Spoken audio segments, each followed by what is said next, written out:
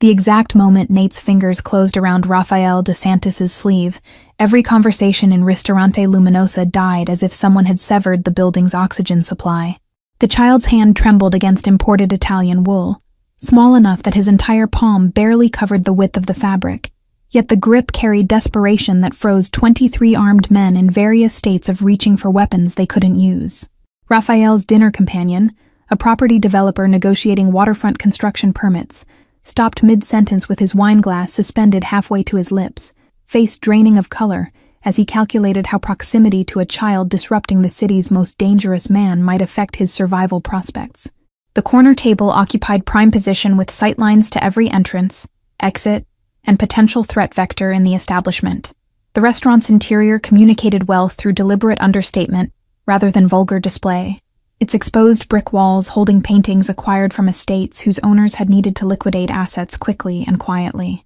Edison bulbs cast amber light across tables spaced far enough apart that conversations remained private even when voices rose, while the kitchen produced Northern Italian cuisine that critics praised, without knowing who signed their paychecks. Nate stood wearing a jacket repaired at the elbows, with fabric that didn't quite match the original material, his jeans clean but worn thin at the knees from playground use, rather than fashionable distressing. His sneakers left faint wet prints on polished hardwood from November rain that had turned streets into rivers of cold water, and his dark hair stuck to his forehead in patterns that suggested he'd been running for blocks. 3 different staff members had attempted to intercept the child before he reached Rafael's table, but Nate had dodged them with determination that overrode every survival instinct a 7-year-old should possess. The maitre d' now stood 15 feet away with his hand pressed against his chest, visibly calculating whether his career would survive this security failure or if he should start updating his resume immediately. Rafael's eyes, dark enough to appear black in the restaurant's deliberately dim lighting,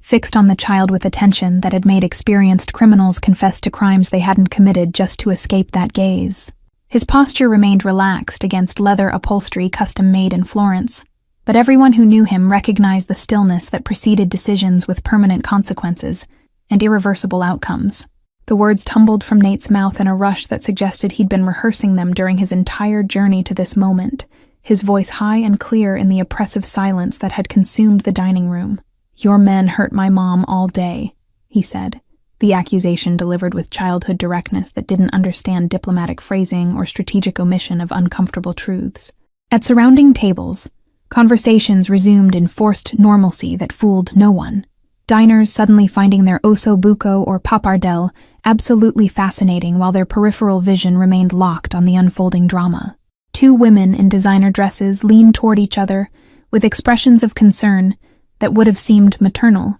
if their eyes hadn't been calculating social media value of witnessing whatever happened next. Rafael's associate stationed near the bar moved his hand away from the concealed weapon at his spine, recognizing that his employer's lack of immediate reaction meant violence was off the table for now. The man had worked for Rafael for 11 years and could read his moods the way meteorologists read pressure systems, predicting storms before the first cloud appeared on the horizon. The developer across from Rafael carefully set his wineglass on the table with precision that suggested he was concentrating very hard on not making sudden movements that might draw attention back to his presence. His breathing had gone shallow enough that his chest barely moved, and sweat beaded along his hairline, despite the restaurant's perfectly calibrated temperature control, maintaining exactly 68 degrees throughout the space. Nate's grip on the sleeve hadn't loosened despite the weight of dozens of eyes on his small frame, his knuckles white with effort and his jaw set in determination that made him look older than his 7 years. The child swayed slightly on his feet, exhaustion evident in the dark circles under his eyes, and the way he kept shifting his weight from one foot to the other, like standing still required more energy than he possessed. Rafael reached for the water glass at his right hand, with movements so controlled they appeared almost mechanical, lifting it to his lips for a sip that bought him 3 seconds to process information. His mind was already categorizing and cross-referencing. His organization operated under strict protocols that made unauthorized action not just forbidden, but unthinkable, which meant this child was either lying or something had gone catastrophically wrong in the chain of command. The kitchen sounds filtering through the swinging doors suddenly seemed amplified in the silence, the clatter of pots and barked instructions in Italian creating strange counterpoint to the frozen tableau in the dining room. A waiter carrying 3 plates of saltimbocca stood motionless near the service station, unable to deliver the food without walking past the corner table, where protocols he didn't understand were being violated. Raphael set his water glass down with the same deliberate care he applied to every gesture, the crystal-based meeting marble tabletop, without producing even a whisper of sound. His focus remained absolute on the child whose fingers still clutched his sleeve, and when he finally spoke, his voice carried no more volume than necessary to reach Nate's ears while somehow filling the entire restaurant with presence that made people stop breathing. "Your name," Raphael said, the two words containing neither threat nor comfort, but simple requirement for information that would determine every action that followed. The question bypassed all the obvious responses he could have given, ignored the breach of protocol and security, and went directly to the foundation of whatever situation had brought a 7-year-old into his world. Nate's throat worked as he swallowed hard, his eyes darting briefly to the exits he'd noticed on his way in with the automatic awareness children developed in unsafe neighborhoods. But his hand didn't release its grip on expensive fabric, and his voice remained steady when he answered with first name only, the single word carrying weight of identity claimed rather than given. The associate near the bar received some signal invisible to everyone else in the room, pulling out his phone with movements that tried for casual, but achieved only tense. He typed rapidly with thumbs that had broken more bones than sent text messages, his expression neutral while his eyes tracked every person who might represent a threat to the unfolding situation nobody had anticipated or prepared for. Raphael's attention shifted to the sleeve Nate still gripped, studying the small hand with its dirt-rimmed fingernails and scraped knuckles that spoke of recent impact with something harder than flesh. The child had been in a confrontation before arriving here, had possibly fought someone or something to reach this restaurant, and the calculation of what kind of desperation drove that level of determination was already reshaping Raphael's evening plans into something entirely different from permit negotiations. The property developer seized the moment of Raphael's divided attention to stand with movements that tried for dignity, but achieved only desperate flight,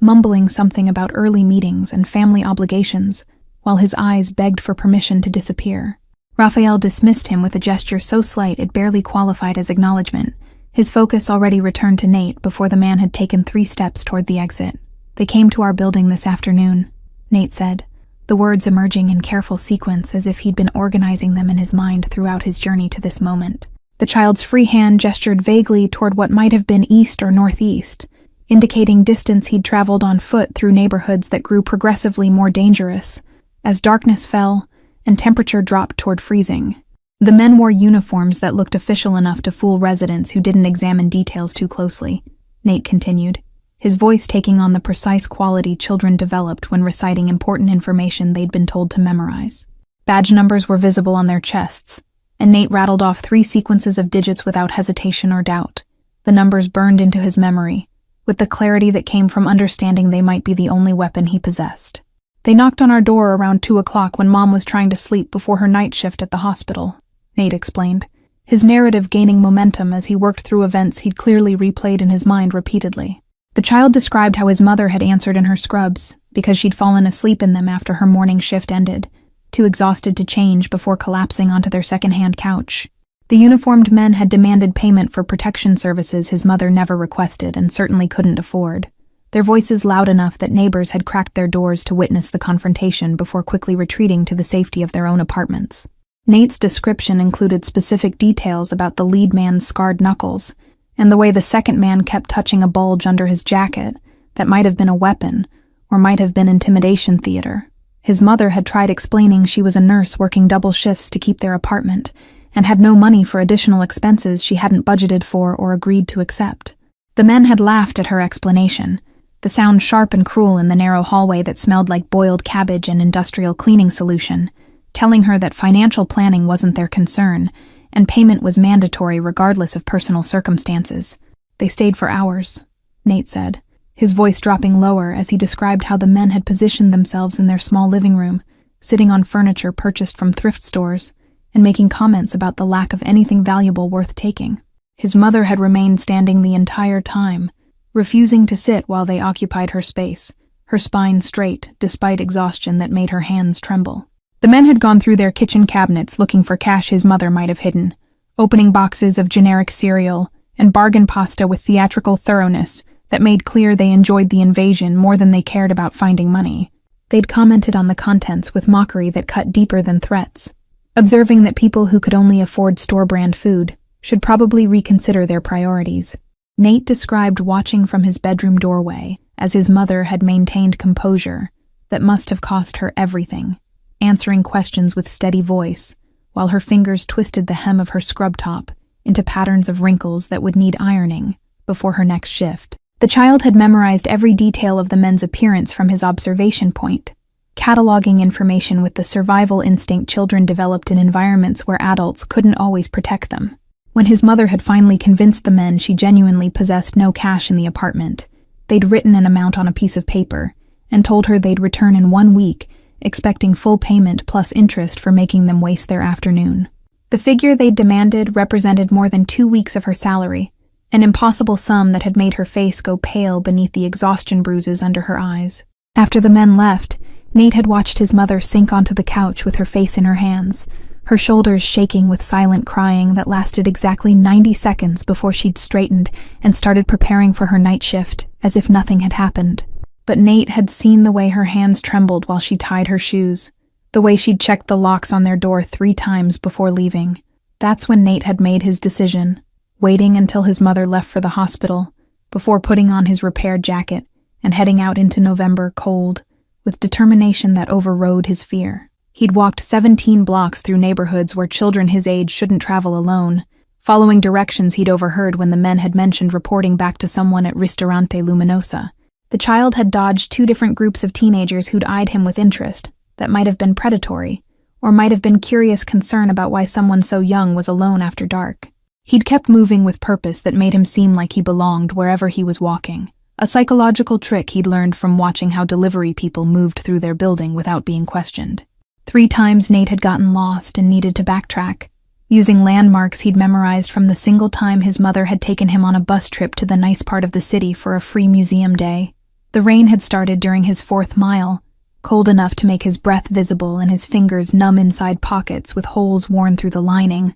When he'd finally located Ristorante Luminosa, the warm light spilling from its windows had seemed impossibly bright against the darkness that had fully claimed the streets by then. Nate had stood outside for 5 full minutes gathering courage while his teeth chattered and his sneakers squelched with rainwater that had soaked through the worn fabric. The maitre d' had tried to turn him away with polite dismissal that became firmer when Nate insisted he needed to speak with the owner, but the child had spotted Raphael through the window and recognized him from descriptions he'd heard the uniformed men exchange. Something about the way people positioned themselves around Raphael's table had confirmed what Nate suspected, and he darted past the maitre d' with speed born from playground games where being caught meant losing. Now Nate stood with his hand still gripping expensive sleeve material, having delivered his accusation to the one person who might possess power to fix what had gone wrong in their small apartment that afternoon. The child's breath came faster with each passing second of silence, his courage beginning to crack under the weight of what he'd done and where he'd done it. Raphael's expression had not changed throughout Nate's explanation, but something had shifted in the quality of his stillness, a crystallization of focus that made the temperature in the immediate vicinity of the corner table seem to drop several degrees. His eyes moved to the associate near the bar, and some wordless communication passed between them that sent the man moving toward the restaurant's private office with phone already rising to his ear. The associate returned within 8 minutes, carrying a tablet that he placed on the table beside Raffaele's untouched dinner, its screen displaying information that had been compiled with efficiency that came from years of practice gathering intelligence quickly. Raphael's eyes scanned text and images without his head position changing, processing data while maintaining awareness of everything happening in his peripheral vision, including Nate's slight sway of exhaustion. 3 men operating in the Riverside district, wearing approximations of legitimate collection uniforms. The associate reported in voice pitched low enough that surrounding tables couldn't overhear, despite straining to do exactly that. The description matched multiple complaints filed with local precinct over the past 6 weeks. But no arrests had been made because victims consistently refused to provide testimony or identification when officers followed up on initial reports. Raphael's jaw tightened fractionally, the only external sign of anger that would have sent his inner circle scrambling for cover if they'd been present to witness it.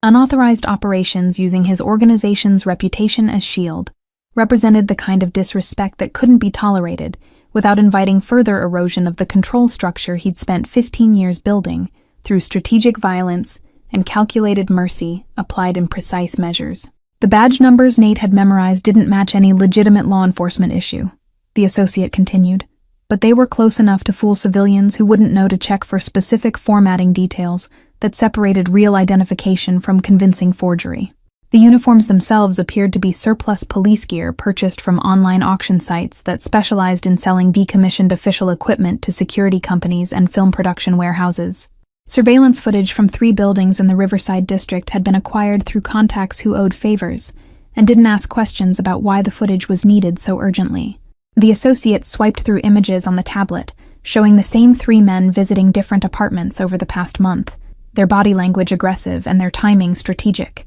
always arriving during hours when working adults would be home and too tired to mount effective resistance. Gemma Sterling's nursing credentials had been verified through hospital employment records that were easier to access than they should have been, revealing she'd worked at Metropolitan General for 4 years, with spotless performance reviews and excessive overtime hours that painted picture of someone perpetually one emergency away from financial catastrophe. Her apartment lease showed monthly rent that consumed 60% of her base salary before overtime, leaving margins too thin to absorb unexpected expenses like fictional protection payments. The building where Gemma and Nate lived appeared on a list of properties being targeted systematically, the associate explained, indicating someone had done research to identify residents who worked legitimate jobs, but lacked resources to fight back effectively against organized intimidation. The pattern suggested intelligence gathering that preceded operations by weeks, with scouts identifying optimal targets through observation of routines and assessment of vulnerability indicators.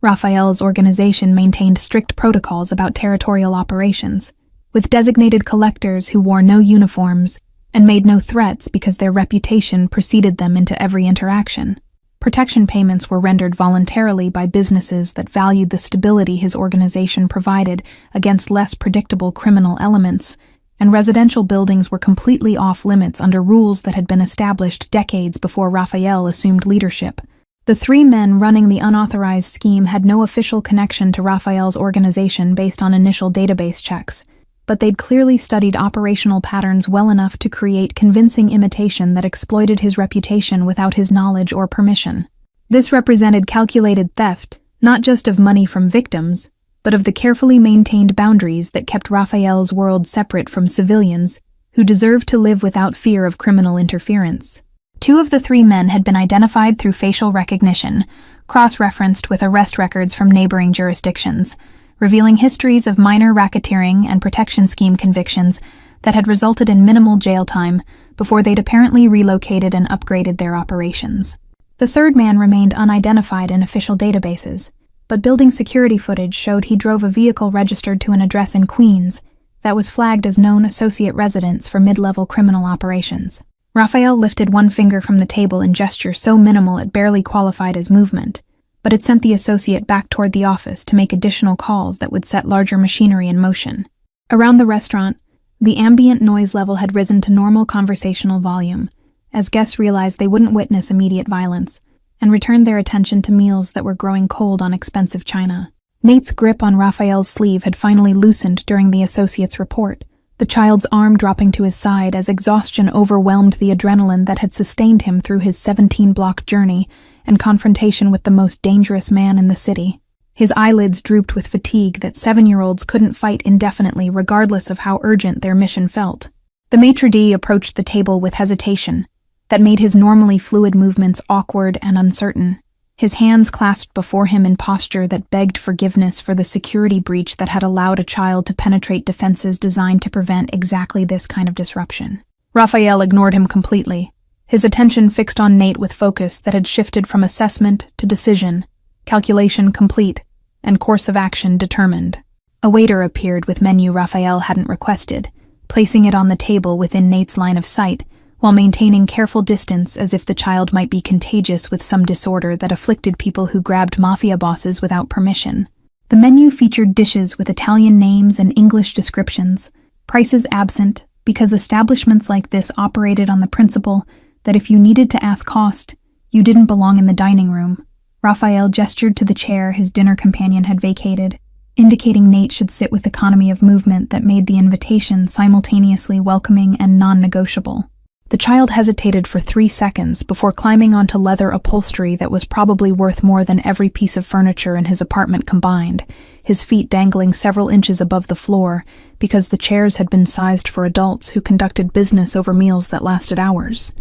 "When did you last eat?" Raphael asked, the question emerging in tone that suggested he already knew the answer, but required confirmation before proceeding with whatever plan was forming behind eyes that revealed nothing about the calculations happening in his mind. His hand moved to catch a passing waiter's attention, summoning him to the table with gesture that brought immediate compliance and anxious hovering. Nate's face flushed with embarrassment that made him look even younger than his 7 years, his gaze dropping to the white tablecloth as he admitted he'd had breakfast at school that morning, but nothing since because his mother had told him to save the food in their apartment for later in the week, when her paycheck would be stretched even thinner than usual. The child's stomach chose that moment to produce audible growl that carried in the relative quiet surrounding their table. Raphael ordered in Italian rapid enough that Nate couldn't follow even if he'd understood the language, his instructions specific, and delivered with authority that had the waiter nodding repeatedly, before hurrying toward the kitchen with obvious relief at having clear direction in situation that had no protocol or precedent. Within 3 minutes the first plate arrived, focaccia bread still warm from the oven with olive oil and herbs that made the entire corner of the restaurant smell like Mediterranean summer. The child stared at the food with expression that cycled through hunger, suspicion, and uncertainty about whether accepting anything from this man represented betrayal of some principle his mother had tried to instill about not taking things from strangers. But the bread's aroma defeated whatever reservations Nate harbored, and his hand reached for a piece with tentative motion that became decisive once his fingers touched crust that crackled under gentle pressure. The warehouse stood 3 blocks from the waterfront, in a district where legitimate businesses closed by 6 and questioned nothing that happened after dark, its exterior marked only by faded numbers on rusted metal siding that hadn't seen fresh paint in 2 decades. Raphael's vehicle pulled into the loading bay at 11:47, its headlights cutting through darkness thick enough to feel solid against the windshield, before cutting out and leaving only distant streetlights to define the space. Inside the cavernous interior, industrial fixtures cast pools of harsh light that left shadows deep enough to hide anything that didn't want to be seen, the concrete floor stained with substances that could have been motor oil or could have been something organic that had dried decades ago. 3 men knelt in the center of the largest illuminated area, their hands zip-tied behind their backs, and their faces showing various stages of understanding that their situation had moved beyond salvageable into territory where survival became the only negotiable outcome. The lead man with scarred knuckles Nate had described wore his fake uniform with several buttons missing, likely torn off during the collection process that had brought him to this warehouse against his will and without the courtesy of explanation. His eyes tracked Raphael's approach with calculation that suggested he was still trying to identify an angle he could work, some leverage he could apply to transform his circumstances from terminal to merely catastrophic. 2 of Raphael's actual enforcers stood behind the kneeling men, with postures that communicated boredom rather than anticipation, their presence purely functional rather than theatrical, because violence in this organization was business decision rather than entertainment. The younger of the 2 had worked collections for 6 years and had never once needed to escalate beyond verbal communication, because reputation preceded him so thoroughly that resistance never materialized into anything requiring physical response. Raphael stopped 15 feet from the kneeling men, close enough that they could see his face clearly, but far enough that they couldn't reach him, even if their hands had been free, and they'd been foolish enough to try. His silence extended for 43 seconds, a calculated pause that forced the men to fill the void with their own imaginations of what would happen next, fear growing exponentially with each moment that passed without spoken threat or explanation. "You've been collecting money in my name," Raphael finally said, his voice carrying no more volume than necessary to reach the kneeling men, but somehow filling the entire warehouse with presence that made the temperature feel like it had dropped 10 degrees. The statement wasn't accusation requiring confirmation, but fact being acknowledged before consequences were distributed. According to protocols, these men should have researched before attempting their scheme. The lead man opened his mouth to offer explanation or excuse, but Raphael's raised hand cut off the words before they could form into coherent defense. Whatever story had been prepared during the collection process and transport to this warehouse became irrelevant before it could be delivered, because explanations only mattered when someone with power cared about motivations, rather than simply addressing outcomes. Every family you visited will receive double what you took from them, Raphael continued, his tone suggesting he was discussing weather patterns rather than financial restitution that would total well into 5 figures depending on how many victims these men had accumulated during their unauthorized operation. The money will arrive tomorrow morning in unmarked envelopes with apologies for the inconvenience and assurance that such visits won't occur again under any circumstances. The second man, younger and less experienced than his scarred companion, made sound between whimper and protest that died in his throat when one of the enforcers shifted weight from one foot to the other. The minimal movement contained no explicit threat, but communicated volumes about how quickly cooperation could deteriorate into something far less comfortable than kneeling on cold concrete with zip-tied wrists. "You'll return every dollar you collected to my associate within the next 6 hours, Raphael said, his gaze moving between the 3 men with attention that suggested he was cataloging details he might need to recall later if circumstances required follow-up intervention. "Whatever you've already spent, you'll borrow from family, friends, or loan sharks. But the full amount will be delivered before sunrise, or you'll discover why people who actually work for me never require second warnings." The men would also provide complete lists of every residence they'd visited and every person they'd threatened, Raphael continued, the instruction delivered with expectation of immediate compliance, because alternatives weren't being offered for consideration. His organization would verify the accuracy of these lists through independent investigation,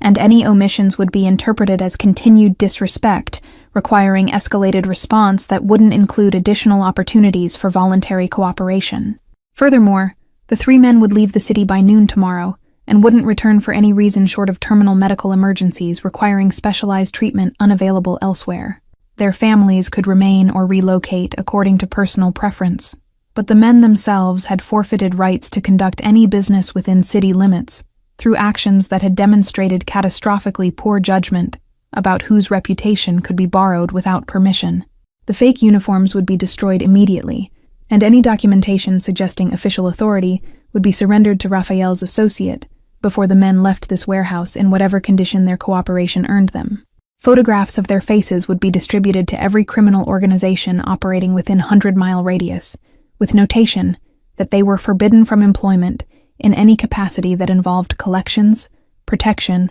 or interaction with civilian populations. The lead man's calculation finally reached conclusion that survival required complete capitulation, and he nodded with movement that made his neck tendons stand out like cables under skin stretched too tight across skull. His voice emerged hoarse when he agreed to every condition Raphael had outlined, the words tumbling over each other in eagerness to demonstrate compliance before patience ran out, and consequences became physical, rather than merely financial and geographical. Raphael studied the men for 10 additional seconds, his expression revealing nothing about whether their agreement satisfied requirements or merely delayed more permanent solutions to the problem they represented. The warehouse silence felt heavy enough to have physical weight, pressing down on the kneeling men until their shoulders curved forward under pressure that existed only in their perception of how close they'd come to outcomes that didn't include walking out of this building. One of the enforcers produced knife from pocket, moving to cut the zip ties with efficiency that suggested he'd performed this exact action hundreds of times in various contexts, ranging from mercy to prelude for different kinds of restraints. The 3 men rubbed their wrists where plastic had cut into skin, leaving red marks that would fade within days, unlike the memory of this encounter which would persist indefinitely. "You have 6 hours, Raphael reminded them, his tone unchanged from the almost conversational quality he'd maintained throughout the entire interaction, despite discussing matters that could have justified violence these men had surely anticipated. His associate will provide location for money delivery and collection of your detailed lists. I suggest you start making phone calls to arrange the funds you'll need to fulfill your obligations before the deadline passes." The men scrambled to their feet with movements that lacked any dignity or coordination, their legs stiff from kneeling and their balance uncertain as adrenaline that had sustained them began to metabolize into trembling that would intensify once they reached safety and their bodies recognized they'd survived. They moved toward the warehouse exit with pace that wanted to become running, but maintained enough control to avoid triggering predatory instincts that chasing might activate. Raphael remained motionless until the warehouse door closed behind the departing men, and engine sounds faded into urban night noise of distant traffic and industrial equipment, humming in facilities that operated around the clock. His jaw unclenched fractionally, releasing tension that hadn't been visible until its absence made clear how much control he'd been exercising over impulses that would have been easier to satisfy than suppress. The younger enforcer asked if they should maintain surveillance on the men to ensure compliance with relocation orders, his question phrased with deference that acknowledged he was suggesting rather than presuming to advise someone whose strategic thinking operated several levels beyond what immediate circumstances revealed. Raphael nodded once, authorization given without need for elaboration, because competent people understood implications without requiring detailed instructions. Metropolitan General Hospital occupied 12 floors of functional architecture, designed in an era when medical facilities prioritized efficiency over aesthetics,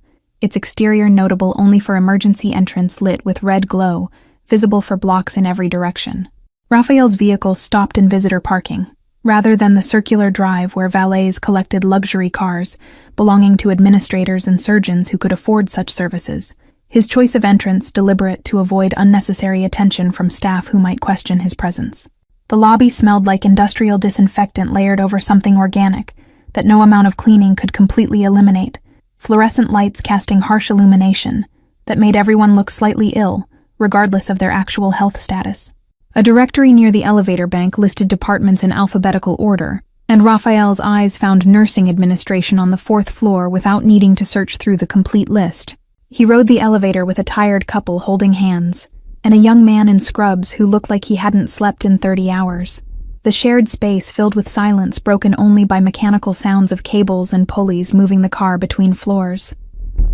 Nobody made eye contact because hospitals stripped away social niceties and left only raw humanity focused on survival and recovery and the exhausting work of caring for people who couldn't care for themselves. The 4th floor hallway stretched in both directions from the elevator, its walls decorated with mandatory safety posters and employee recognition boards displaying photographs of nurses whose service anniversaries warranted acknowledgement. Raphael walked toward the administrative office, following signs that assumed visitors possessed basic literacy and sense of direction, his shoes silent on linoleum that showed wear patterns revealing decades of foot traffic along the same routes. The office contained 2 desks, separated by low partition that provided illusion of privacy without actual sound barrier, and behind the right desk sat a woman in her 50s, whose name tag identified her as the scheduling coordinator. She looked up from her computer screen with expression that cycled from professional courtesy to recognition to carefully controlled neutrality as she processed who had entered her workspace and began calculating whether his presence represented problems she could handle or needed to escalate immediately. Gemma Sterling's shift schedule appeared on a clipboard hanging from the partition, visible to anyone who cared to look closely enough to read names and assigned floors, and times that determined when nurses would be available for patient care versus personal concerns. Raphael's eyes found her name in the 3rd position from the top, noting she was scheduled for the night shift that would begin in 47 minutes on the 7th floor oncology unit. "I need to speak with Gemma Sterling briefly before her shift begins," Raphael said, his tone carrying no threat, but also no uncertainty about whether his request would be accommodated or rejected based on hospital policy about visitors in employee areas. The coordinator's hands froze above her keyboard for 2 seconds before resuming their position, fingers not quite touching keys, while she processed how to respond to situation outside her experience, and probably outside her training. "She's in the staff lounge preparing for her shift," the coordinator finally answered, her voice steady despite obvious internal debate about whether facilitating this conversation was wise or would later be cited as catastrophic error in judgment. "The lounge is down the hall, 3rd door on the left, but I should inform you that staff areas are technically restricted to employees and authorized personnel with specific clearance from administration." Raphael nodded acknowledgement of the policy, without indicating whether he intended to respect it, leaving the coordinator to wrestle with decision about whether to call security or pretend she'd done her job by stating the rules and assume whatever happened next was beyond her pay grade. He moved back into the hallway before she could resolve her internal conflict, walking toward the 3rd door with confidence that suggested he knew exactly where he was going, regardless of authorization status. The staff lounge was small and utilitarian, containing microwave that smelled like burned popcorn, refrigerator covered with passive-aggressive notes about labeled food and cleaning schedules, and collection of mismatched chairs surrounding tables scarred with coffee rings and pen marks from frustrated nurses doing paperwork between crises. Gemma sat alone in the corner chair with her back to the wall, eating sandwich from plastic container while reading something on her phone with focus that suggested she was trying to retain information before 12-hour shift consumed her ability to concentrate on anything beyond immediate patient needs. She looked up when Raphael entered, her expression shifting from mild irritation at interruption to shock that made her hand freeze halfway to her mouth with sandwich suspended in space. The phone nearly slipped from her other hand before she caught it, setting both items on the table with movements that seemed to require conscious effort as her brain processed his presence in space she'd believed was safe from the world that had invaded her apartment days earlier. Her first words were about Nate, the question emerging sharp with maternal fear that overrode any concern about her own safety or the strangeness of this conversation happening in hospital staff lounge rather than somewhere his presence would make more sense. Raphael raised both hands in gesture meant to communicate reassurance, explaining the child was safe and currently under supervision of his associate, who was feeding him dinner that would probably constitute the best meal Nate had consumed in months, if not years. Gemma's shoulders dropped fractionally, as fear transformed into different emotion that might have been relief mixed with residual anger about circumstances that had sent her 7-year-old on dangerous journey through city streets to find help she hadn't known how to request. Her eyes held questions she didn't ask because nurses developed skill at reading situations quickly and understanding when explanations would come in their own time versus when pushing for information would shut down communication entirely. Raphael explained the situation with the 3 men in sentences stripped of unnecessary detail, but containing enough information that Gemma could understand the threat had been neutralized permanently rather than merely postponed. He described the restitution that would arrive by morning and the geographical relocation that would ensure the men never returned to cause additional problems for her or any other residents in her building. "The money isn't charity," he clarified, when Gemma's expression shifted towards something that might have been insulted pride or discomfort at accepting anything from someone whose world she'd been taught to fear and avoid. "It's returning what was stolen under false pretenses using my organization's reputation as weapon without authorization. You're entitled to every dollar they took plus additional compensation for the time they stole and the fear they caused through fraudulent claims of authority they didn't possess." Gemma studied him with attention that felt clinical, her nurse's assessment skills turned toward evaluating someone she couldn't categorize using familiar frameworks of good or bad, dangerous or safe, threat or ally.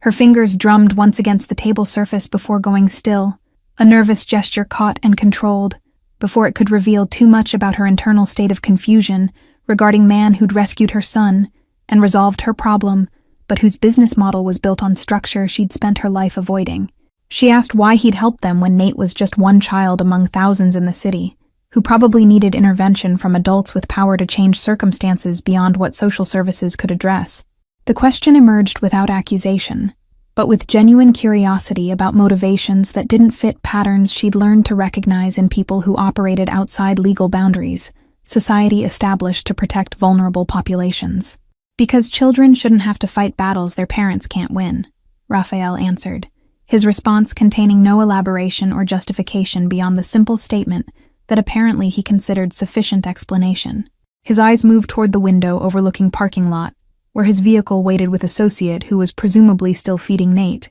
and possibly questioning life choices that had resulted in unexpected babysitting duties. Gemma's expression softened marginally, recognition passing across her features that suggested she'd just understood something about the man standing in her break room that hadn't been obvious from circumstances of their meeting. She thanked him with words that sounded formal and inadequate for the intervention he'd provided, but her voice carried sincerity that transformed the simple phrase into acknowledgement of debt she couldn't repay with money or favors. He mentioned that his associate would drive her and Nate home after her shift ended, the offer delivered as statement of fact rather than suggestion open to negotiation or refusal. The city wasn't safe for nurse leaving hospital at 2 a.m. to walk to bus stop in November cold, and his vehicle would be significantly more comfortable than public transportation that would require 2 transfers and expose her to populations that weren't all as harmless as they needed to be at that hour. Gemma opened her mouth to decline automatically, but Raphael was already moving toward the door before she could voice objection that would have been rooted in principle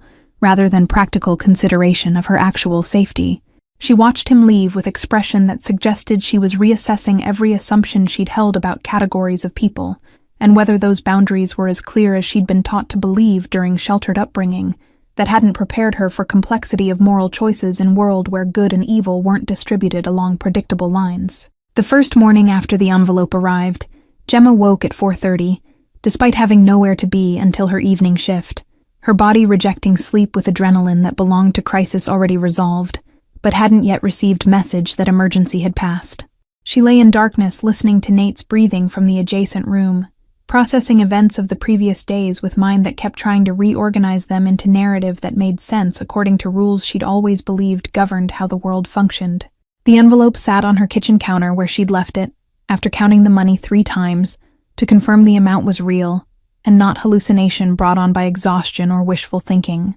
Double what the fake collectors had taken, plus the typed note explaining the situation with clinical precision that somehow made the gesture feel less like charity and more like correction of accounting error in Universe's ledger of debts and obligations. She made coffee with hands that trembled slightly, the physical manifestation of emotional processing her conscious mind was still working through layer by layer. The apartment felt different in ways she couldn't articulate, as if the walls themselves had absorbed some of the security that came from knowing someone with actual power had intervened on her behalf when every system designed to protect people like her had failed or been unavailable, or simply didn't care enough to act. Gemma pulled out her laptop and searched Raphael's name against her better judgment, finding articles that painted picture of man whose business operations existed in gray areas where legal and illegal blurred into something the writers couldn't quite categorize definitively. The property holdings, the restaurant investments, the charitable donations to organizations that served populations most people preferred to ignore, all of it suggested complexity that couldn't be reduced to simple villain narratives she'd been conditioned to apply to people in his profession. Her phone showed 17 unread messages in the building's tenant group chat, conversations she'd been ignoring during her shifts, but now scrolled through with growing awareness that she wasn't the only resident who'd received unexpected envelope. Mrs. Chen had posted cryptic thanks to anonymous benefactor who'd resolved situation none of them had known how to address, and 3 other tenants had responded with similar gratitude wrapped in careful language that avoided specifics. The superintendent had contributed message about how neighborhood felt safer recently, his observation generating agreement from residents who'd noticed same atmospheric shift Gemma had registered, but hadn't wanted to name, for fear of jinxing whatever protection had materialized. Someone mentioned the teenagers who used to loiter near the entrance had relocated, and another resident noted the working girls had moved their operations to different corner, changes that individually seemed minor, but collectively transformed daily experience of leaving and entering the building. Nate emerged from his bedroom at 6:15, earlier than usual for weekend morning, his hair sticking up in patterns that suggested restless sleep, despite his claims the previous night that he was fine and didn't need to talk about what had happened. He climbed onto the chair across from Gemma without speaking, his eyes finding the envelope on the counter, and then moving to his mother's face with expression that asked questions he didn't have words to formulate clearly. She explained as best she could that the man from the restaurant had made sure the bad situation was fixed, and they didn't need to worry anymore about men demanding money they didn't have. Nate absorbed this information with 7-year-old's acceptance of adult explanations that didn't quite make sense but came from trusted source. His follow-up question about whether they could visit the restaurant again, revealing where his priorities had settled after processing his own version of recent events. The bread was really good, Nate added with emphasis that suggested this was important detail in his assessment of Raphael's character, and Gemma found herself smiling, despite the complexity of emotions she was wrestling with regarding man who'd solved their problem through methods she probably didn't want to understand too clearly.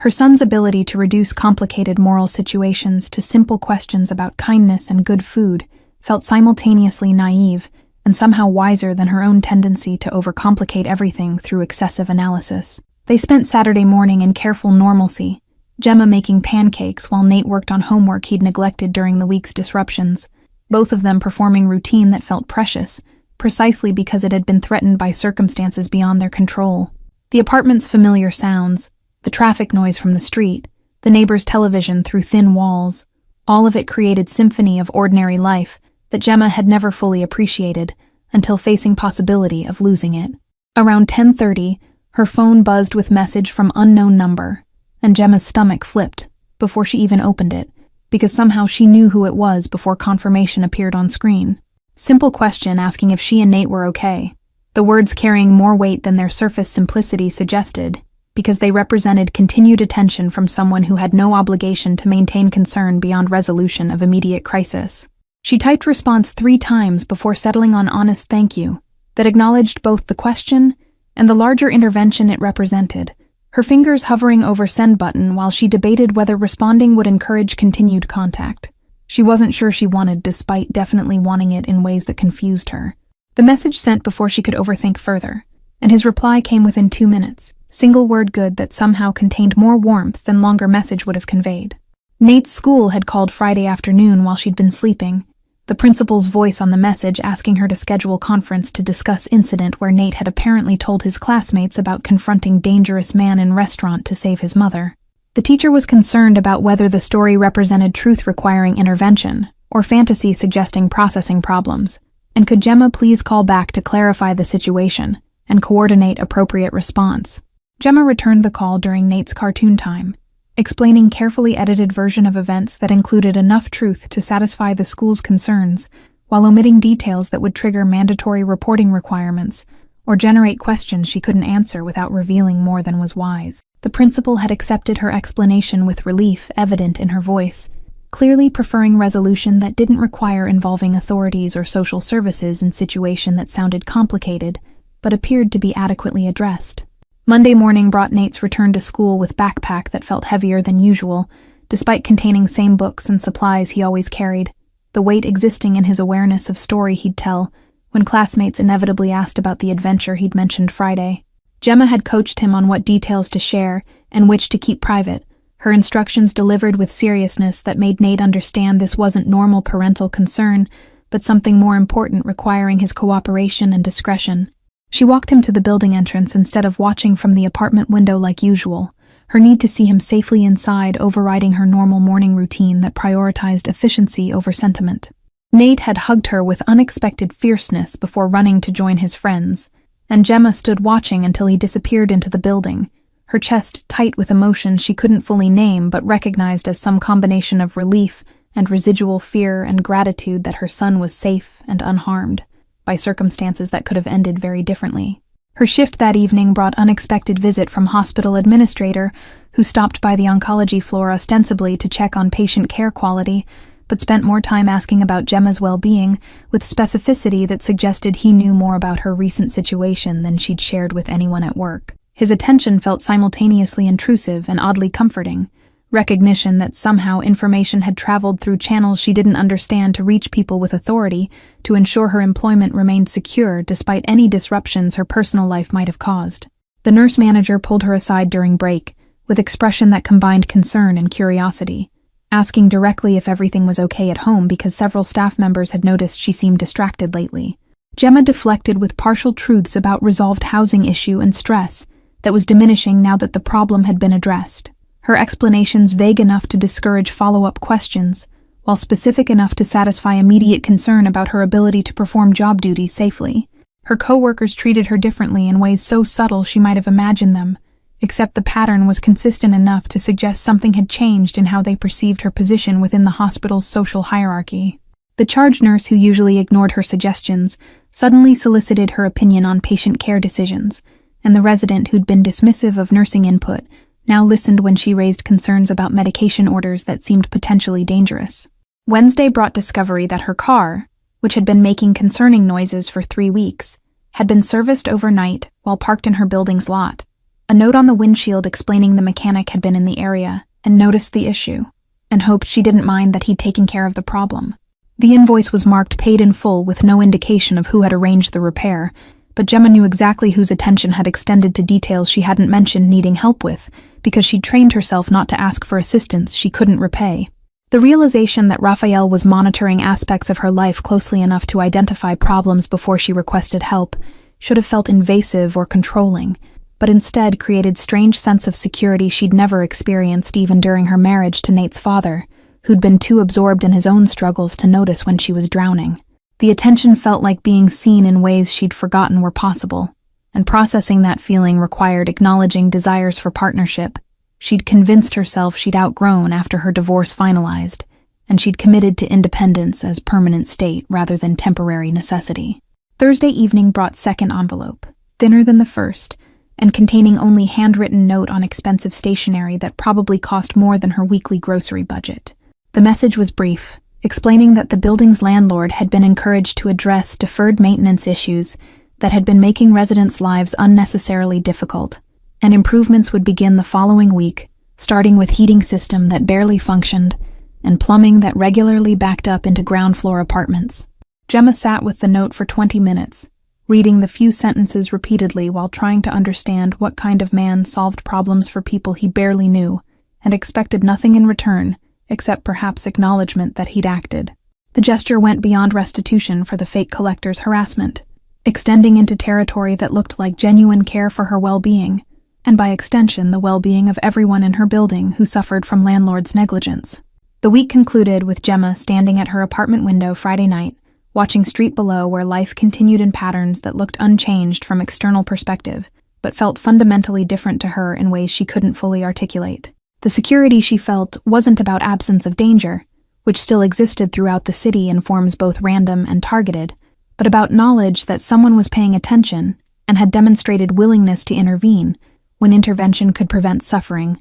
she'd been taught to accept as inevitable cost of existing in her economic bracket. Nate appeared beside her at the window, his small hand finding hers with ease born from 7 years of physical affection that remained uncomplicated by the complexities filling her mind. He asked if she was thinking about the man from the restaurant, the question delivered with child's directness that didn't allow for evasion or deflection, and Gemma found herself answering honestly that yes, she was thinking about him, and trying to understand what his continued attention meant for their future. Her son's response was characteristically simple, observing that the man had helped them when they needed help, and had been nice even though he was scary, and wasn't that what good people did regardless of their jobs or reputations? The 7-year-old logic contained wisdom that Gemma's adult complications kept obscuring, and she squeezed his hand while acknowledging internally that maybe moral categories weren't as fixed as she'd always believed, when actual experience kept contradicting theoretical frameworks she'd inherited without examining too closely. 3 weeks passed with the kind of ordinary routine that made previous crisis feel like nightmare Gemma had possibly imagined during stress-induced exhaustion, rather than actual events that had occurred in objective reality. The restitution envelope had arrived exactly as promised, containing double what the fake collectors had taken, plus type note explaining the situation had been addressed, and wouldn't recur under any circumstances requiring her further concern or action. Nate returned to school with stories about the fancy restaurant and the car with seats that heated themselves and the man who'd listened when adults were supposed to dismiss children as unreliable narrators of their own experiences. His teacher had called Gemma with gentle concern about whether something had happened at home that she should be aware of, whether the family needed resources that the school could help coordinate through social services or community organizations. Gemma had deflected with partial truths about resolved misunderstanding and one-time assistance from someone who'd wanted to help, her explanations vague enough to avoid triggering mandatory reporting requirements, while specific enough to satisfy the teacher's concern that Nate wasn't inventing elaborate fantasies as coping mechanism for trauma he couldn't process through normal developmental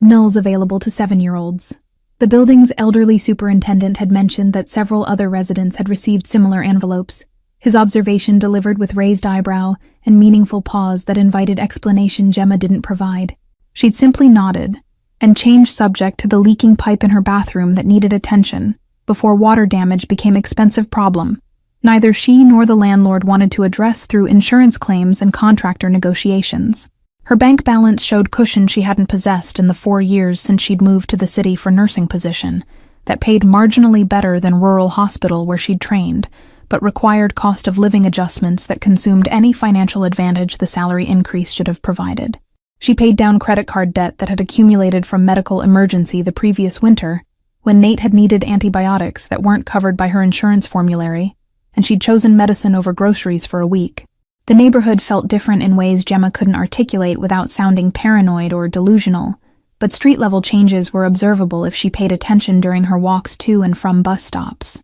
Teenagers who'd previously loitered near her building's entrance had relocated their gatherings to different corner 3 blocks away, and the working girls who'd occupied the alley beside the bodega had shifted their territory toward the avenue where foot traffic was heavier, but police presence was also more consistent. Gemma's co-workers noticed something had changed about her demeanor, even if they couldn't identify the specific transformation, commenting that she seemed less constantly on edge during shifts that required impossible level of alertness sustained for 12 uninterrupted hours. She deflected their observations with explanations about better sleep and new vitamins, Lies that were easier than attempting to describe how security felt when it arrived from source she'd been taught to fear more than the chaos it replaced. Mrs. Chen from the apartment next door had knocked 3 days after the envelope arrived, bringing container of homemade dumplings and casual mention that the building felt safer recently, even though nothing specific had changed that she could point to as evidence for her perception. She'd stayed for tea that neither of them really wanted, the visit clearly serving purpose beyond dumpling delivery and requiring acknowledgement of shared experience neither woman could explicitly reference. Gemma discovered anonymous payment of her elderly neighbor's overdue medical bills when the old man had mentioned in passing that the hospital had written off his balance, and he didn't understand why, but wasn't questioning mercy when it appeared without strings requiring his comprehension. She'd felt something twist in her chest at the recognition that Raffaele's intervention had extended beyond her immediate crisis to address vulnerabilities he had no obligation to notice or reason to care about, beyond basic human decency that shouldn't exist in men who ran criminal organizations. Her parents called from upstate with their monthly check-in that always felt like interrogation disguised as concern, and Gemma found herself editing her responses more carefully than usual to avoid mentioning events that would trigger their insistence she quit her job and move back home where life was safe and suffocating in equal measure. She described Nate's improving grades and her recent extra shifts with enthusiasm that wasn't entirely fabricated, because financial stability changed everything about how she experienced daily existence. The hospital administrator had stopped by the oncology floor to personally thank Gemma for her work during difficult case that had resolved better than expected outcomes would have predicted, his attention unusual enough that her colleagues had speculated afterward about whether she was being considered for promotion to charge nurse position. Gemma knew the administrator's visit had nothing to do with her clinical skills, and everything to do with someone making quiet suggestion that her contributions deserved recognition, but she couldn't prove the connection without sounding delusional about her own importance. She found herself looking for Raphael in places he had no reason to be, her eyes scanning crowds at the grocery store, and faces in vehicles stopped at intersections during her bus commutes. The awareness embarrassed her because she was 31 years old, and should have outgrown the tendency to fixate on people who'd performed single act of kindness, as if that gesture erased everything else about their character and choices, and the systems they perpetuated through their very existence. Nate asked twice if they could go back to the fancy restaurant, his questions casual, but persistent, in the way children expressed desires they suspected would be denied if they pushed too hard or made too big a deal about wanting something beyond what their family's circumstances could accommodate. Gemma had explained gently that restaurants like that were special occasion places, not somewhere they could visit regularly. Her answer true but incomplete, because it avoided mentioning the real reason they wouldn't return was that she didn't trust herself around man who'd helped them. Her dreams had begun featuring Raphael in scenarios that made no sense, domestic scenes where he existed in her world rather than she in his. Conversations about ordinary topics like school supplies and grocery prices that would never occur between people whose lives intersected only through crisis intervention. She woke from these dreams disoriented and vaguely guilty about desires her subconscious was processing, without her conscious permission or participation. The third week ended with discovery that someone had anonymously paid 6 months advance rent on her apartment directly to the landlord, the payment arriving with typed note, explaining it was compensation for inconvenience the unauthorized collectors had caused and shouldn't be considered charity requiring gratitude or reciprocation. Gemma had sat on her secondhand couch staring at the landlord's text message confirming the payment until Nate had asked if she was okay, and she'd realized tears were running down her face. She'd spent 20 minutes composing and deleting text message to phone number she didn't have, an email address she'd never received. Her fingers hovering over the keyboard, with words that wouldn't form into coherent expression of what she felt about man who was solving her problems while maintaining careful distance that should have felt respectful, but instead felt like rejection of something anti. Either of them had acknowledged existed. The fourth week began with Gemma standing outside Ristorante Luminosa after her shift ended, staring at its lit windows while November wind cut through her scrubs and jacket that wasn't warm enough for the dropping temperature. She stood there for 11 minutes before walking away without entering, her courage insufficient for the conversation she wanted to have but couldn't justify needing, with man whose business card she didn't possess and whose world she'd been taught to avoid for reasons that seemed increasingly less clear with each passing day. Her phone buzzed with text from unknown number containing single sentence asking if she'd made it home safely, and Gemma realized that someone had been watching her stand outside the restaurant from location she couldn't identify, despite scanning the street for obvious surveillance. She typed yes, and then deleted it. Typed thank you and deleted that too. Finally settling on simple acknowledgement that confirmed receipt, without encouraging further communication, that would complicate situation already too complex for her to navigate using familiar moral frameworks.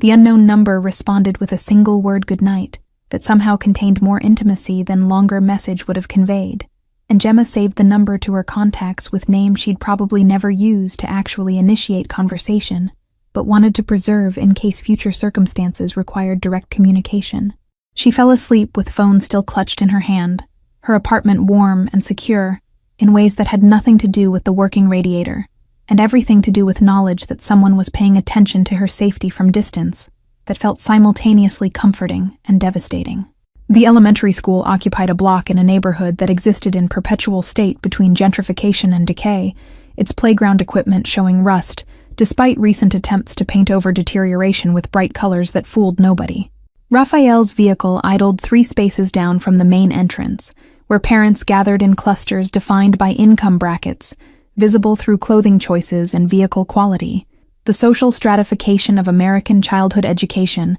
playing out in real time during afternoon pickup routine. He hadn't planned to be in this neighborhood at 2:45 on a Tuesday afternoon, but business meeting with property owner had concluded earlier than scheduled, and the route back to his office passed the school where Nate attended 3rd grade. The coincidence felt manufactured even to Raphael, who'd built career on understanding when circumstances were genuinely random versus when they'd been unconsciously orchestrated by desires he didn't want to examine too closely or acknowledge too directly. Gemma emerged from the school entrance 7 minutes before the bell would release students, her scrubs visible beneath coat that was warmer than the jacket she'd worn during November, but still inadequate for December cold that had arrived with vindictive intensity. She carried canvas bag that probably contained her work shoes and whatever meal she'd pack for the night shift that would begin 4 hours after she got Nate settled at home with homework and dinner. Her posture showed exhaustion that 12-hour shifts accumulated into permanent condition rather than temporary state, but something about the way she held her head suggested the crushing weight had lightened fractionally since their last encounter. She scanned the waiting parents with practiced efficiency, locating the cluster of other working mothers whose schedules required strategic coordination to manage pickup times that didn't align perfectly with shift changes. Raphael watched her notice his vehicle with double-take that would have been comical if the emotion that crossed her face hadn't been so complex, cycling through surprise and wariness, and something that might have been pleasure before settling into careful neutrality. She glanced at the school entrance and then at his car, calculating whether she had time to cross the distance and have conversation before students poured out, and Nate appeared requiring her attention. The decision resolved in favor of approach, and Gemma walked toward his vehicle with deliberate pace that suggested she was giving herself time to prepare whatever she intended to say. Raphael lowered the passenger window before she reached the car, the gesture both invitation and acknowledgement that he'd been waiting specifically to see her, even if admitting that directly would complicate situation. Both of them were pretending remained simple and transactional. "You're not here by accident," Gemma said when she reached the window, her observation delivered without accusation, but with certainty that indicated she'd developed some understanding of how he operated during the weeks since their crisis intersection. Her breath created small clouds in cold air, and she shifted her canvas bag higher on her shoulder, with movement that spoke of muscles trained to carry weight beyond what they should reasonably be expected to bear. Raphael conceded the point with slight nod, acknowledging what they both knew, without requiring verbal confession that would make his attention official, rather than something that could be dismissed as coincidental concern. He mentioned the business meeting in neutral tone that didn't quite achieve the casual effect he'd intended, and Gemma's mouth twitched with expression that wasn't quite smile, but suggested she appreciated the attempt at maintaining fiction of accidental encounter. "The rent payment was excessive," Gemma said, shifting topic to matter she'd clearly been processing, since discovering anonymous benefactor had eliminated her largest monthly expense for half a year. Her tone carried gratitude wrapped in discomfort about accepting help that went beyond restitution for stolen money and crossed into territory that felt like charity regardless of how the note had framed the transaction. "It was proportional to the disruption," Raphael replied, his response prepared because he'd anticipated this conversation would occur eventually and had constructed justification that was technically accurate even if it omitted the complete truth about his motivations. The men operated for 6 weeks before being stopped, and multiple families suffered extended period of fear and financial pressure that couldn't be adequately addressed with simple return of stolen funds. Gemma studied him through the open window with expression that suggested she was trying to reconcile the man who'd helped Nate with the reputation that preceded him into every interaction and defined how people responded to his presence. Her fingers tapped against her canvas bag in nervous patterns she caught and stopped, the gesture revealing internal debate about whether to push for honesty or accept the explanation that preserved dignity for both of them. "I wanted to thank you properly," she said, after pause that lasted long enough to suggest she'd cycled through and discarded multiple other opening statements before settling on this one. "The text was inadequate for what you did, and I needed you to know that Nate talks about you like you're some kind of hero from his comic books, and I don't know how to explain to him the complexity of real life where good actions don't necessarily come from good people." The statement contained more honesty than Raphael had expected. Her willingness to acknowledge moral ambiguity, refreshing after decades of people pretending either that he was monster incapable of decent action or that his occasional kindness somehow erased the violence his organization required to maintain power. He appreciated the refusal to simplify him into category that made her comfortable at the expense of acknowledging uncomfortable reality about human capacity for contradiction. Gemma mentioned that she'd stood outside his restaurant the previous week, the admission emerging with embarrassed laugh that suggested she recognized the behavior was strange, but had done it anyway, because she needed to prove to herself she could approach his world even if she ultimately chose not to enter. The confession felt like gift, vulnerable enough that refusing to match it would constitute betrayal of the tentative connection they were building through conversations that happened in margins of their incompatible lives. "I know," Raphael said, his response gentle enough to remove sting of surveillance revelation, but direct enough to acknowledge he'd been aware of her presence, and her hesitation, and her eventual retreat. He explained that his security had alerted him to her standing outside, but he hadn't emerged because she clearly needed space to make decision without pressure that his presence would have added to already complicated internal negotiation. The school bell rang with harsh electronic tone that shattered the insulated bubble their conversation had created, and within seconds children began pouring through exits with energy that made the previous quiet seem impossible in retrospect. Gemma's attention divided immediately between Raphael and the crowd of students from which Nate would soon emerge, her maternal instincts overriding personal concerns because that's what parenthood required regardless of whatever else was happening in adult world. Nate appeared in the third wave of students, his backpack nearly as large as his torso and his jacket unzipped despite temperature that had most parents bundled in multiple layers. His face lit up when he spotted his mother, but the expression transformed into something brighter when his eyes continued scanning and found Raphael's vehicle parked where it shouldn't be, according to normal patterns of their separate existence. The child's excitement was visible even from this distance, his pace increasing to something between fast walk and forbidden running as he closed the gap between school exit and his mother's position beside the passenger window. Gemma's expression showed complicated mix of emotions watching her son react with such obvious joy to man whose presence in their lives probably should concern her more than it did given everything she knew about his profession. "Coffee," Raphael said, before Nate reached hearing distance, the single word containing invitation he hadn't planned to extend, but couldn't seem to prevent from emerging once the opportunity presented itself. "Not today," he clarified, recognizing she had shift starting soon and child requiring her attention. "But sometime when your schedule allows, and you want conversation that doesn't happen through car window in school parking lot." Gemma's eyes widened fractionally at the suggestion, surprise giving way to consideration as she processed offer that moved their interaction from crisis management into territory that looked suspiciously like deliberate relationship building. She opened her mouth to respond, but Nate arrived at that moment with momentum that nearly knocked her sideways, his greeting loud enough to attract attention from nearby parent clusters who were definitely noticing this interaction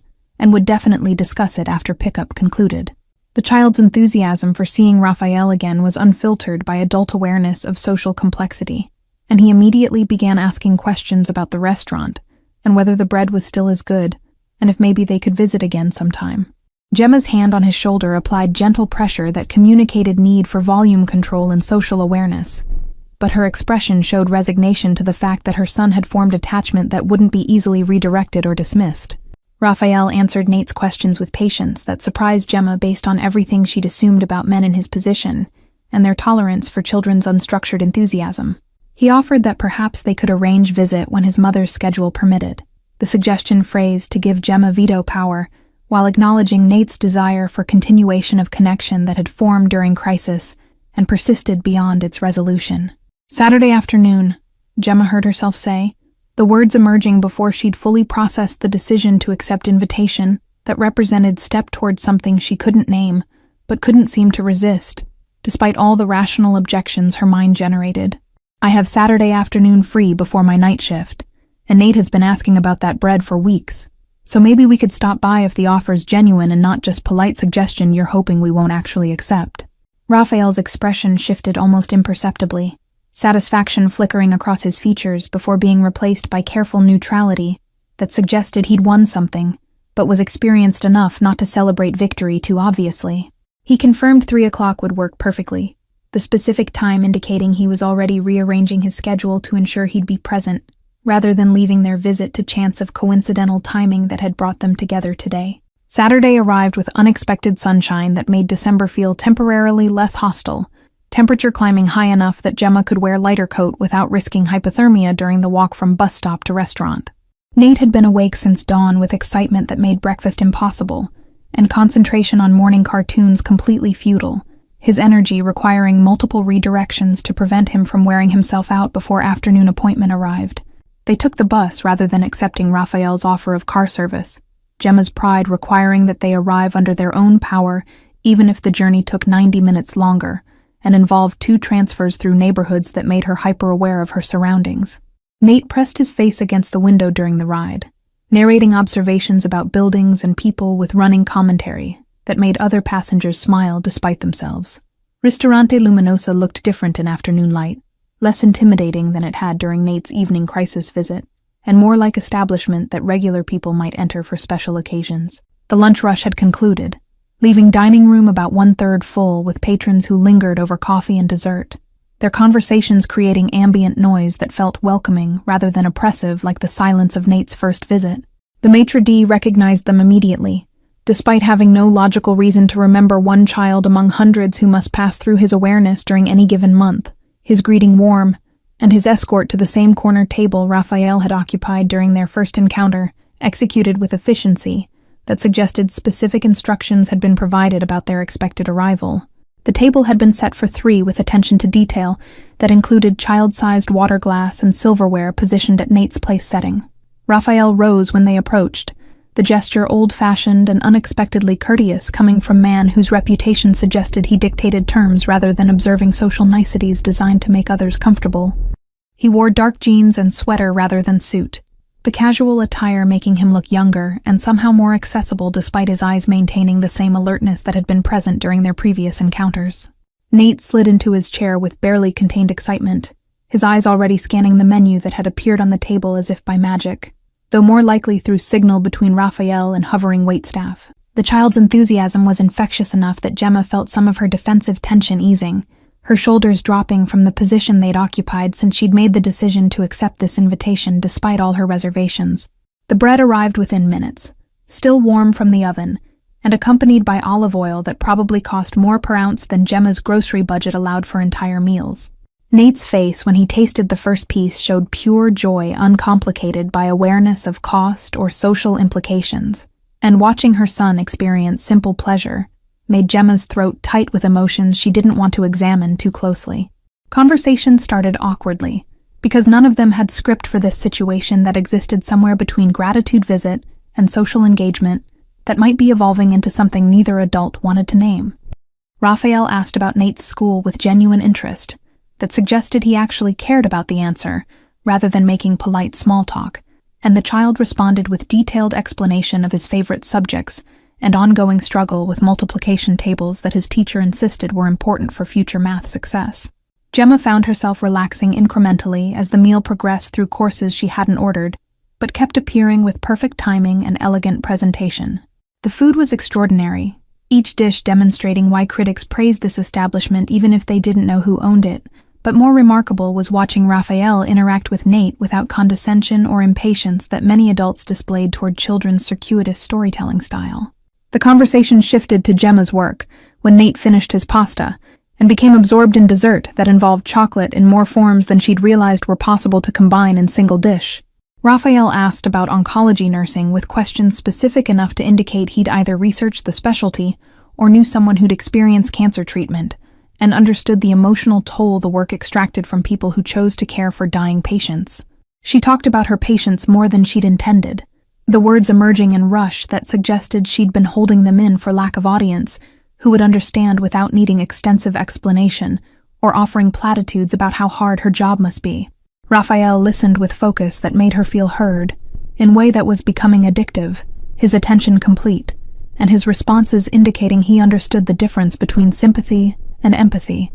The afternoon stretched longer than Gemma had planned, the restaurant gradually filling with early dinner patrons while they remained at the corner table, as if time operated differently in their small bubble of conversation. Nate had fallen asleep against her side, despite claiming he wasn't tired, his body finally surrendering to excitement that had sustained him since dawn, and the sedating effect of full stomach after weeks of carefully rationed meals. Raphael watched the sleeping child with expression Gemma couldn't quite decode, something that looked like longing mixed with regret, though what he might be longing for or regretting she couldn't begin to guess. The moment felt suspended and fragile, weighted with possibility that terrified her precisely because it felt so natural when it should have felt impossible given everything about their circumstances and the gulf between their worlds. "I should go," Gemma said, the words breaking spell that had allowed them to exist in space outside normal rules, about who could be friends with whom, and what kinds of relationships were viable across class boundaries and moral frameworks that should be incompatible.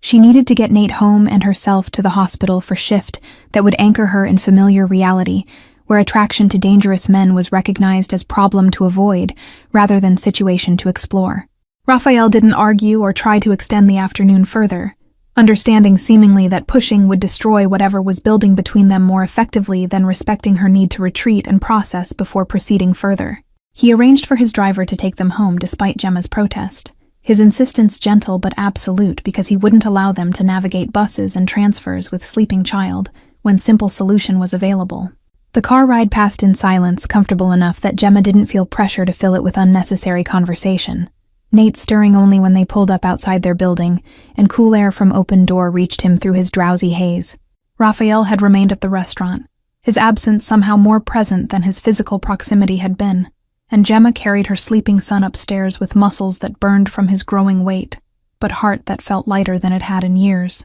Her phone buzzed while she was preparing for work. Message from now familiar number containing single sentence thanking her for the afternoon, and hoping she'd be willing to repeat the experience when her schedule allowed. Gemma typed and deleted 3 different responses before settling on simple yes that contained multitudes of meaning she wasn't ready to articulate, but couldn't deny feeling. Despite all the rational objections her mind continued generating. She worked her shift with unusual distraction, her thoughts returning repeatedly to the afternoon in ways that interfered with her normal ability to compartmentalize personal life from professional responsibilities. Her coworkers noticed the difference, commenting that she seemed lighter somehow, and Gemma deflected their curiosity with vague references to good day off and quality time with her son that wasn't technically dishonest, even if it was incomplete. The week that followed brought 3 more text exchanges, brief conversations about nothing important that somehow felt significant, precisely because they served no practical purpose beyond maintaining connection. Neither of them seemed willing to sever. Raphael sent photo of bread from the restaurant with caption asking if Nate was requesting return visit, and Gemma responded with image of her son doing homework with tongue stuck out in concentration that made the child look simultaneously adorable and ridiculous. Their next meeting happened 2 weeks later at coffee shop in neutral territory, afternoon when Nate was at friend's house for playdate that gave Gemma rare hours of freedom from parental responsibility. The conversation flowed more easily than the restaurant lunch, perhaps because without the child as buffer, they could address directly the increasingly obvious attraction that was complicating what should have remained simple gratitude relationship. Raphael asked what she wanted from whatever was developing between them, the question direct enough to force honesty, but gentle enough to allow retreat if she needed it. Gemma admitted she didn't know how to want something that seemed fundamentally incompatible with life she'd built and values she'd been raised to uphold, but apparently logic had limited influence over feelings that had taken root, despite all the reasonable objections she kept marshalling against them. They agreed to take things slowly, whatever things meant in context, where slowly was probably still too fast given everything about their circumstances that should make any relationship impossible. But agreement felt important, even if neither could define exactly what they were agreeing to pursue, or how they would navigate the practical and moral complications that attending to attraction would inevitably create. 2 months transformed impossibility into improbable reality through accumulation of small moments that individually seemed insignificant, but collectively rewrote the boundaries Gemma had believed were fixed and immovable. Coffee meetings became weekly occurrence, then twice weekly, their conversations expanding beyond safe topics into territories that required vulnerability. Neither had expected to offer someone they'd known for such short time in objective measurement, but felt like much longer in emotional depth. Nate accompanied them sometimes, his presence providing both buffer and reminder of stakes involved in whatever relationship was forming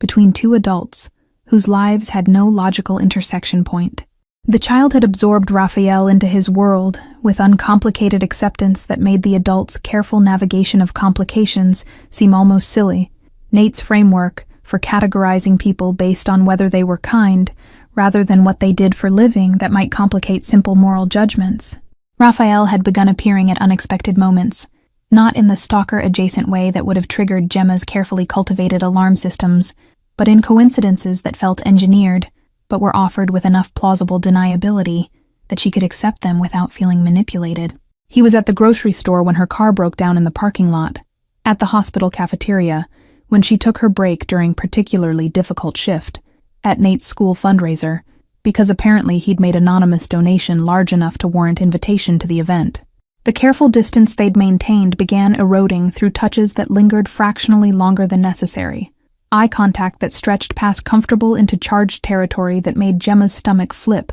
with sensations she'd forgotten were possible after years of exhaustion consuming energy that might have been directed toward romance. Neither addressed the shift explicitly, because naming it would require decisions about how to proceed, that neither felt ready to make despite momentum clearly pushing them toward inevitable conclusion. Gemma's co-workers had noticed the changes, even though she'd been careful not to discuss the developing relationship. Her improved mood and occasional distracted smiles during shifts generating speculation about secret boyfriend that was simultaneously completely accurate and wildly off base regarding the actual situation. She deflected their curiosity with skill developed through years of protecting her private life from work scrutiny, but internal pressure of unacknowledged attraction was becoming difficult to sustain without resolution one direction or another. The turning point arrived during unseasonably warm February evening, when winter briefly relaxed its grip, and temperature climbed high enough that coats became optional rather than mandatory. Raphael had invited her to walk through park near the hospital after her shift ended,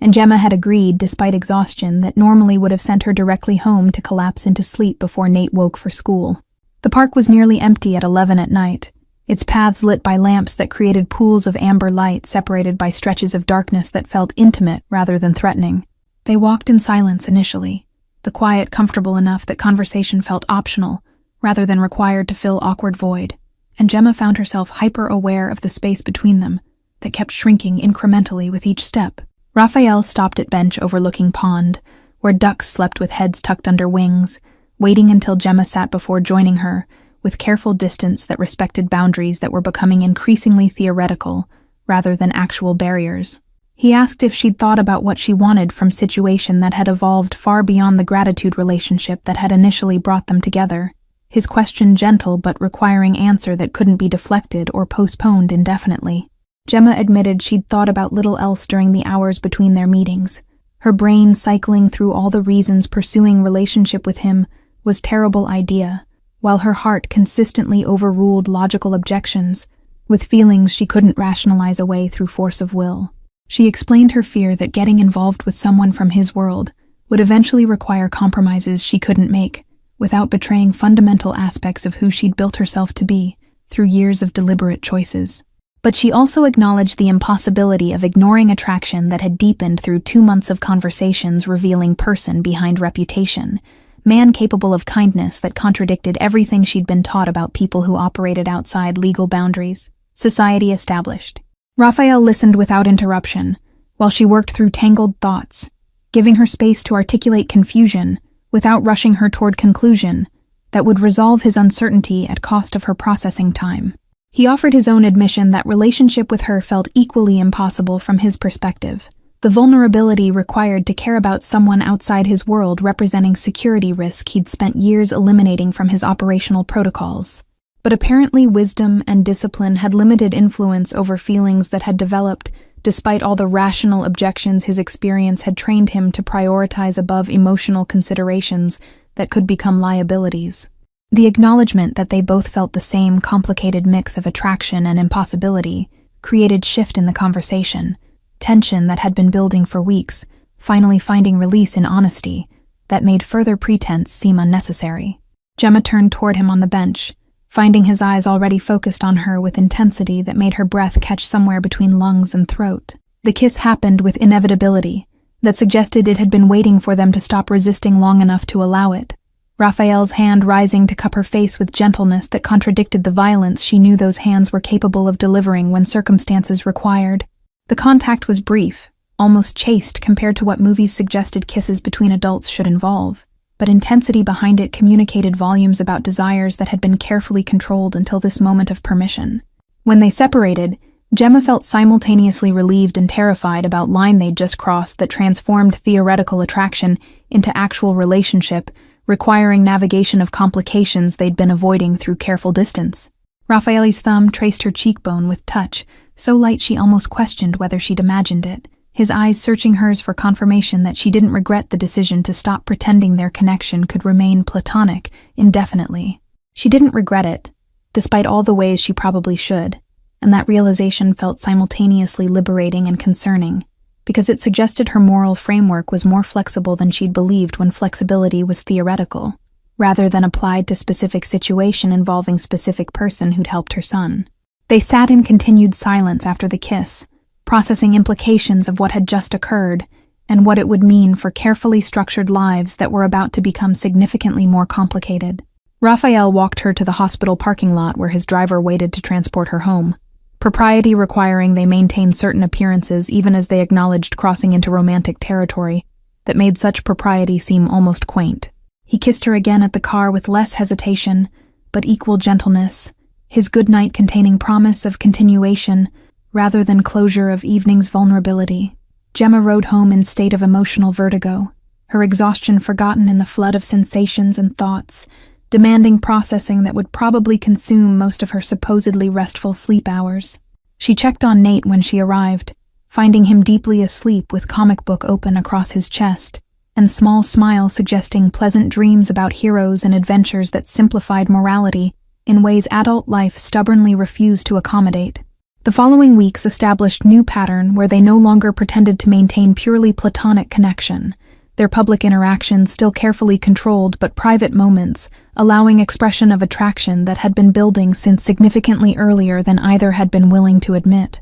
Gemma introduced the concept of Raphael as friend, who might become more to Nate with careful explanation that some relationships developed slowly and required time to understand fully before labels could be applied definitively. Their relationship progressed through stages that felt simultaneously too fast and too slow, each step forward requiring negotiation of how to maintain Gemma's independence while acknowledging genuine partnership developing between them. Raphael demonstrated respect for her autonomy that surprised her given stereotypes about controlling men in his profession, his support manifesting in ways that enhanced her life without attempting to reshape it according to his preferences or requirements. The moral complexity never fully resolved, because perhaps it couldn't be resolved cleanly when attraction crossed boundaries that society had established for historically valid reasons, even if individual circumstances suggested exceptions might exist. But Gemma found herself learning to live with ambiguity instead of demanding certainty, accepting that good people could do bad things, and bad people could do good things, and maybe the categories themselves were less useful than she'd been taught to believe. By spring, their relationship had achieved stability that neither would have predicted when Nate first grabbed Raphael's sleeve in desperate gamble that changed trajectory of 3 lives. They'd built something improbable but real, connection that transcended circumstances of their meeting, and proved that dignity and attraction could coexist in space between their separate worlds, where neither had to fully abandon their values to acknowledge what they'd found together. The restaurant where everything began became their place, in a way that transformed it from location of crisis into space, holding accumulated memories of conversations and meals, and the gradual building of trust between people who started as helper and helped, but evolved into something more complex and more satisfying than either role alone could accommodate. Nate still ordered the bread, and Raphael still watched them both with expression that suggested he'd found something he hadn't known he was searching for, until 7-year-old had grabbed his sleeve and demanded he pay attention to suffering he had power to address. Thank you all for following this story. If you're enjoying it, write in the comments from which place you're watching this, and don't forget to like, subscribe, and share the video, as your support is important for me to continue here.